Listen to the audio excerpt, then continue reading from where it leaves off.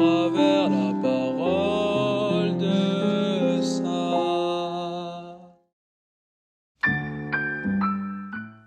Bien-aimés dans le Christ, si le sel a pour propriété première d'assaisonner, de donner de la saveur aux aliments, de la même manière, le chrétien a pour vocation d'être savoureux au cœur du monde.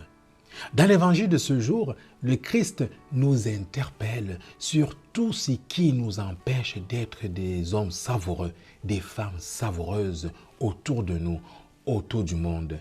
Il nous interpelle sur ce qui nous empêche de transmettre sa parole de façon rayonnante, de façon lumineuse au cœur du monde. Oui, bien-aimés dans le Christ, cette question nous concerne toutes et tous. Qu'est-ce qui nous empêche d'être savoureux dans nos vies? Qu'est-ce qui nous empêche d'annoncer, de faire rayonner le Christ, lumière du monde, la parole de vie?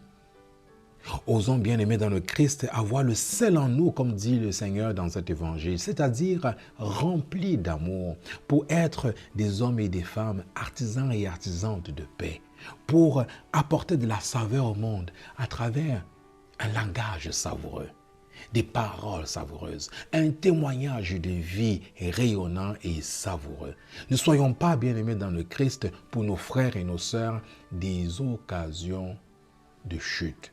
Ne scandalisons pas nos frères et nos sœurs par notre attitude. Soyons comme le sel, donnons de la saveur dans la vie de nos frères et de nos sœurs, plutôt que d'être les auteurs de leur chute.